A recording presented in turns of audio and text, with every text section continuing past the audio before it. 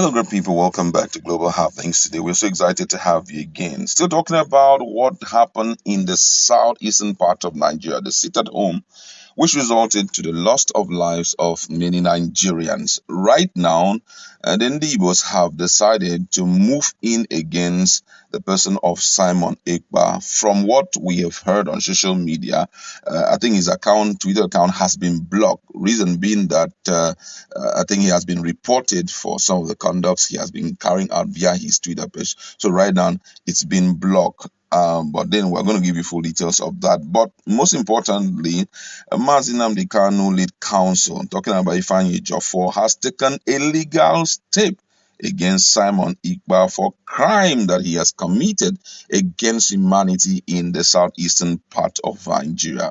It didn't stop there. Nigerians have also reacted. Even some former members of IPOB have reacted to the move by IPOB leader, to sue Simon Ekpa. The two news, we are going to be bringing it to you, and also you will hear the reactions of most Nigerians in that respect. Now, according to the news, Simon Ekpa has been sued by Mr. Ifeanyi Ejiofor, counsel to the detained leader of the indigenous people of Biafra IPOB, Nnamdi Kanu. He dragged IPOB, the self-acclaimed disciple of Kanu, to court for crime against humanity in the southeastern part of Nigeria, according to a report.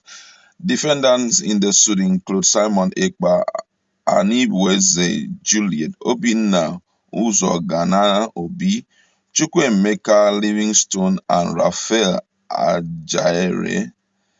The suit mark CU-788-2022 was filed at the High Court of the Federal Capital Territory, Abuja, on December 12, 2022. This is an Igbo group based in Germany. This is as an Igbo group based in Germany has submitted a criminal complaint against Ekpa to the prosecutor office of Southern Finland, where the Ebony-born disciple of Kanu is based. Copy of the complaint cited by Vanguard read in part a submission of criminal complaint against Mr. Simon Ekpa Njoku of Bakpo 615140 LAHTI Finland with crimes against humanity, leading, participating in, supporting, funding, and encouraging a terrorist organization currently engaged in numerous acts of terrorism in southeastern Nigeria. It further read thus, previously working as a blogger and a YouTuber, Simon Ekpa has since many months been propagating the restoration of Biafra over the social media channel while unleashing violence and massacre against the civilian population. In the last several years, some Nigerians of Igbo origin, which fraudulently capitalizing on the emotions people attached to Biafra, have generated enormous wealth for themselves in form of donations and other income through online traffic generated on social media by promising to restore Biafra. The right of someone also read in part, you are hereby commanded that within 30 days after the service of the right on you, inclusive of the day of such service, you do cause an appearance to be entered for you in action at the suit of Sir Ifeanyi Ejiofor, and notice that in defaulting, the claimant may proceed and judgment may be entered in your absence. There has been public outcry against the 5-day sit-at-home order issued by Ekpa, which IPOB has since disassociated itself from, alleging that Ekpa is being used by the enemies to demonize the movement and destabilize Southeast. Kanu has also since disowned Ekpa, saying his approach is anti-people and anti-Biafra. Wow, this is serious. Now, in a related development, Uche Emefo, the former deputy leader of the indigenous people of Biafra IPOB, on Wednesday asserted that the launch of legal action against diaspora-based Biafra agitator Simon Ekpa by IPOB's leader Barrister Ifeanyi Ejiofor is an indirect stroke inverse indictment of the Eastern Security Network (ESN), IPOB, and her leadership. I mean, reported that Barrister Ejiofor, IPOB lead counsel, on Tuesday announced that he has commenced legal actions against controversial Biafra separatist Simon Ifeanyi Njoku Ekpa. Ekpa has been accused of masterminding the horror ongoing in the Nigerian southeast region after he declared a 5-day sit at home from his base abroad.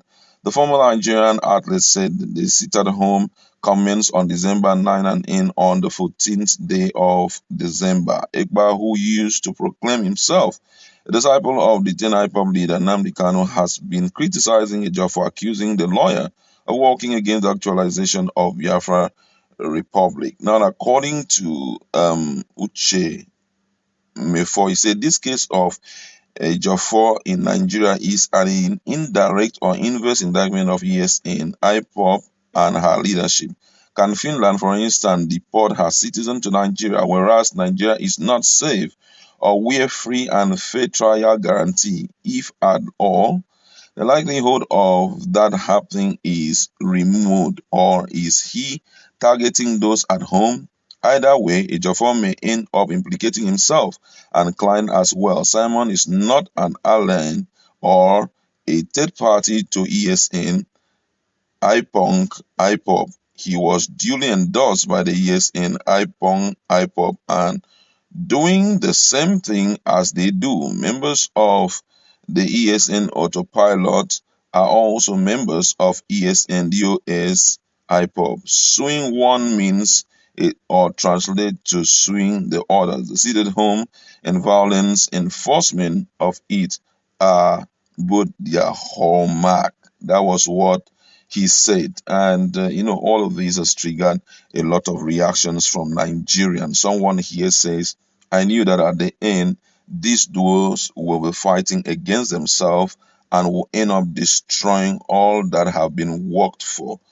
Another person here say, this guy by the name Simon Ekpa just need recognition, and the best thing that must be done against him is to put him where he belongs. Others said that the step by Ifeanyi Ejiofor is just to make more money on IPOP and all of that. I mean, this issue has lingered for too long, and with what is happening in the southeast, most people are not happy, especially considering the fact that this is, yellow tide period where people are supposed to make money. When you talk about the Ndibos, you're talking about people who enjoy trading. You're talking about people who take advantage of festive seasons like this to make huge sales. For you to make such declaration that there won't be sales for them for the next 5 years, and it didn't even end there.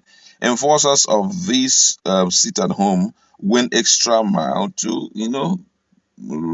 causing loss of lives and all of that. These people are not happy. I think that's why everything is translating to the factions fighting against themselves. But however, we'll keep you fully updated about what's going on in the southeast. That's where we like to leave it.